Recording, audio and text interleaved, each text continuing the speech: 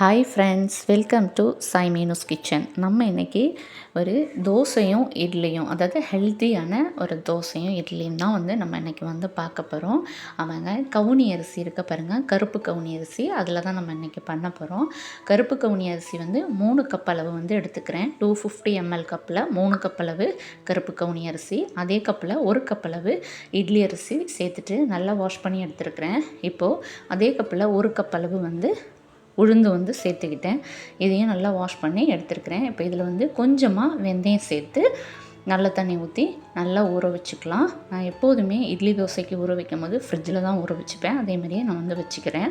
ஏன் அப்படின்னா, நான் மிக்சியில் தான் அரைப்பேன். அதனால் மாவு சூடு ஏறக்கூடாது அப்படிங்கிறதுனால இப்போ நைட்டு ஊற வச்சுருந்தேன். காலையில் எடுத்து பார்த்ததும் நல்லா ஊறி வந்திருக்கு. Full night ஊறியிருக்கு.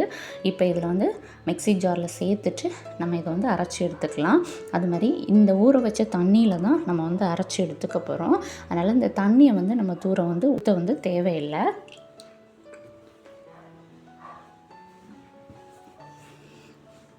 இப்போது கொஞ்சமாக சேர்த்துட்டு நம்ம அரைச்சி எடுத்துக்கலாம். ரொம்பவும் இப்போ நீங்கள் தோசை சுட போகிறீங்க அப்படின்னா கூட கொஞ்சம் லிக்விடாக நம்ம அரைச்சி எடுத்துக்கலாம். நம்ம இட்லியும் தோசையும் செய்கிறதுனால கொஞ்சம் திக்னஸாக நான் அரைச்சி எடுத்துக்கிறேன். இப்போது அரைக்க ஆரம்பிச்சிடலாம். அது மாதிரி நார்மலாக மற்ற இட்லி அரிசிலாம் நம்ம ஊற வச்சு அரைப்போம் பார்த்திங்களா, அது மாதிரி இல்லை. இதுக்கு ஊறுறதுக்கு டைமும் ஜாஸ்தியாகும். ஏன்னா அது சீக்கிரத்தில் அரைப்படாது. அது மாதிரி இந்த அரிசியில் நம்ம சாப்பாடு எது செஞ்சாலுமே வேகிறதுக்கு லேட் ஆகும். அதனால் நான் முந்தின நாளே நான் ஊற வச்சுட்டேன். ஃபுல் நைட் ஊறியிருக்கு. அதுமாதிரி பகல்லையும் ஊற வச்சுட்டு ஈவினிங் நான் அரைச்சி எடுத்துக்கிறேன். இது அரைச்சி எடுக்கும்போது பார்த்திங்கன்னா மற்ற அரிசி மாவை அரைச்சி எடுக்கிற மாதிரி நம்மளுக்கு ரொம்பவும் நைஸாக வராது. கொஞ்சம் குறப்பாக தான் இருக்கும். ரொம்பவும் குறப்பாக இல்லை, கொஞ்சமாக இருக்கும். இப்போ அது மாதிரி நான் அரைச்சி எடுத்துருக்கேன். இப்போ இதை வேறொரு பாத்திரத்தில் நான் சேர்த்துட்றேன். அப்போது இதே மாதிரியே நம்ம மீதம் இருக்கிறதையும் நம்ம அரைச்சி எடுத்துக்கலாம். இப்போ ஃபஸ்ட்டு அரைச்சதில் நான் உப்பு சேர்த்துக்கல. நான் ரெண்டாவதாக அரைக்கக்கூடியதில் உப்பு, அதாவது டோட்டலாக இதுக்கு தேவையான அளவு உப்பு எவ்வளவோ அதை நான் சேர்த்துக்கிறேன். சேர்த்துட்டு எல்லாத்தையும் அரைச்சிட்டு நான் உங்கள்கிட்ட காமிக்கிறேன். அது மாதிரி பார்த்திங்கன்னா இந்த கவுனி அரிசி பார்த்திங்கன்னா அவ்வளோ சூப்பரானது அப்படின்னு நான் சொல்வேங்க நம்ம உடம்புக்கு. இப்போ அடிக்கடி நம்மளுக்கு உடம்புக்கு முடியாமல் போகுது அப்படின்னா ரெகுலராக இந்த அரிசியை நம்ம எடுத்துக்கிட்டோம் அப்படின்னா நம்ம அந்த பிரச்சனையிலேருந்து நம்மளை பாதுகாத்துக்கலாம். இதில் ஆந்தோசைனிஸ் அப்படிங்கிறது இருக்குது. இது புற்றுநோய் வராமல் நம்மளை பாதுகாப்பாக வச்சுக்குதுங்க. இப்போது எல்லாத்தையுமே அரைச்சி எடுத்துட்டேன். இப்போ இதை நல்லா கை வச்சு மிக்ஸ் பண்ணி கொடுத்துட்றேன். பாருங்கள், இந்த அளவுக்கு இருக்குது. இது நல்லா புளிச்சு வரும்போது நம்மளுக்கு கரெக்டாக வந்துடும். இட்லி ஊற்றுற அளவுக்கு நம்மளுக்கு வந்துடும். பாருங்கள், ரொம்பவும் நைஸாக இல்லை, தெரியுதா? கொஞ்சம் தரியாக தான் இருக்கும். இப்போது இதை மூடி போட்டுடலாம். நல்லா புளிச்சு வரணும். நம்ம ரெகுலராக எப்போதுமே நம்ம இட்லி தோசை நார்மலாக இருக்க பாருங்கள், அதுக்கு பதிலாக இது வீக்லி ட்வைஸ் எடுத்துக்கிட்டோம் அப்படின்னா நம்மளுக்கு ரொம்பவும் நல்லது. பாருங்கள், மறுநாள் ஆயிடுச்சு, நல்லா பொதுன்னு பொங்கி அழகாக வந்திருக்கு. அதை மிக்ஸ் பண்ணாமலே அப்படியே மேலே மட்டும் எடுத்து நான் இட்லி பிளேட்டில் ஊற்றிக்கிறேன். நான் ஒரு 5 இட்லி தான் நான் இப்போ ஊற்றிக்கிறேன். மீதத்துக்கு நான் தோசை ஊற்றிக்க போகிறேன். இப்போது இது ஹை ஃப்ளேமில் வச்சுக்கலாம். இப்போ இது நல்லா மிக்ஸ் பண்ணி கொடுத்துட்டு நான் டப்பாவில் அடைச்சி ஃப்ரிட்ஜில் வச்சுக்க போகிறேன். இது சிறுதானியங்கிறதுனால நம்மளுக்கு பார்த்திங்கன்னா சீக்கிரம் புளிச்சு வந்துடும். அப்போ அதனால் நம்ம இதை உள்ளே வச்சுக்கலாம். மீதது தோசைக்குள்ளே தான் மாற்றி வச்சுட்டு இப்போ தோசை ஊற்றிக்கிறேன். தோசை ஊற்றும் போது நான் தண்ணி எதுவுமே மிக்ஸ் பண்ணல மாவில். அப்படியே எடுத்து தோசைக்கல்ல எண்ணெய் தடவிட்டு இது தோசை மாவு கொஞ்சமாக அந்த மாவு எடுத்து ஊற்றிக்கிறேன். இப்போ நெய் அப்படி இல்லைன்னா எண்ணெய் சேர்த்துக்கலாம். நான் எண்ணெய் சேர்த்துக்கிட்டேன். இது அப்படியே வேகட்டும்.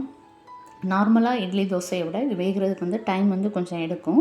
இட்லினாலும் சரி, தோசைனாலும் சரி. இப்போ நான்ஸ்டிக்கில் ஊற்றணும் அப்படின்னா நம்மளுக்கு நல்லா கிறிஸ்பியாக சூப்பராக வருங்க. இப்போது நான் இரும்பு தோசைக்கல்ல தான் ஊற்றிருக்கேன். ஒரு சைடு மட்டும் ஒரு மாதிரி லைட்டாக பிஞ்சிருக்கு. இப்போது இது கொஞ்சம் நேரம் வேகட்டும். வெந்ததுக்கப்புறம் நம்ம எடுத்துக்கலாம்.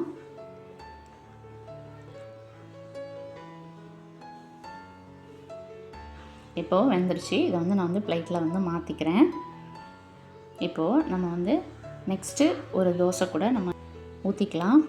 பாருங்கள், சூப்பராக நல்லா கிறிஸ்பாக வந்திருக்கு. நான்ஸ்டிக்காக இருந்தால் இதை விட கொஞ்சம் சூப்பராகவே வரும்.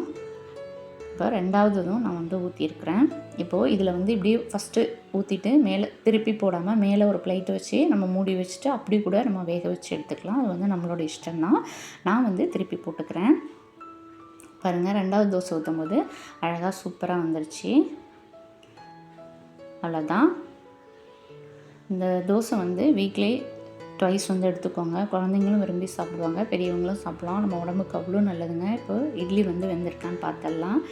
பாருங்கள், சூப்பராக வந்திருக்கு. இப்போது இதை வந்து பிளேட்டில் வந்து மாற்றிடுறேன். பாருங்கள், நான் அந்த இட்லி துணியில் வந்து ஒட்டவே இல்லை. சூப்பராக வந்திருக்கு. நல்லா சூடாக இருக்குது. இட்லியும் சூப்பராகவே நம்மளுக்கு சாஃப்டாக இருக்குங்க. கண்டிப்பாக நீங்கள் வந்து ஒரு தடவை இதை செஞ்சு பாருங்கள். உங்களுக்கு ரொம்ப ரொம்ப பிடிக்கும். மற்ற ரைஸுங்களை விட இந்த ரைஸ் பார்த்திங்கன்னா கொஞ்சம் காஸ்ட்லி தான். 1 கிலோ வந்து 187 ரூபா. அதுமாதிரி இதுக்கு சட்னி பார்த்திங்கன்னா தேங்காய் சட்னி வச்சு சாப்பிட்லாம், அப்படின்னா இந்த சட்னி வச்சு சாப்பிட்லாம். இந்த சட்னி வந்து ஒரு 2 பெரிய வெங்காயம், ஒரு 5 காஞ்ச மிளகாய், கொஞ்சமாக உப்பு, புளி வச்சு நான் வந்து அரைச்சி எடுத்துருக்கேன். கொஞ்சமாக நல்லெண்ணெய் சேர்த்துருக்கேன். அவ்வளோதான், தாளிக்கு எதுவுமே செய்யலை. இப்போது நீங்கள் இட்லி வேணாலும் ஊற்றிக்கலாம், தோசை வேணாலும் ஊற்றிக்கலாம், அது நம்மளோட இஷ்டம் தான். ஆனால் இது ஒரு தடவை நீங்கள் சாப்பிட்டுட்டிங்கன்னா உங்களுக்கு ரொம்ப பிடிக்குங்க. கண்டிப்பாக நீங்கள் ட்ரை பண்ணுங்கள். நம்ம உடம்புக்கு வந்து ரொம்ப நல்லது. அதுமாதிரி இந்த கருப்பு கவுனி அரிசி ஒரு 1/2 கப்பில் பார்த்திங்கன்னா ஒரு 2 கிராம் அளவு வந்து ஃபைபர் இருக்குது, 5 கிராம் ப்ரோட்டீன் இருக்குது, 4% வந்து இரும்பு சத்து இருக்குது. கண்டிப்பாக எடுத்துக்கோங்க. அதுமாதிரி வெயிட் லாஸ் பண்ணணும்னு நினைக்கிறவங்க வந்து ரெகுலராக எடுத்துக்கிட்டிங்கன்னா உங்களோட வெயிட் வந்து சூப்பராக குறையுங்க. மறக்காமல் இதை வந்து நீங்கள் சாப்பிடுங்க. இது பிடிச்சிருக்கு அப்படின்னா லைக் பண்ணுங்கள். மறக்காமல் உங்கள் ஃபேமிலி அண்ட் ஃப்ரெண்ட்ஸுங்களுக்கும் ஷேர் பண்ணுங்கள். நம்ம சேனலை சப்ஸ்கிரைப் பண்ணலை அப்படின்னா மறக்காமல் சப்ஸ்கிரைப் பண்ணி எனக்கு சப்போர்ட் பண்ணுங்கள். ஓகே ஃப்ரெண்ட்ஸ், தேங்க்ஸ் ஃபார் வாட்சிங். நாம் நெக்ஸ்ட் வீடியோவில் பார்க்கலாம். அது வரைக்கும் பாய்.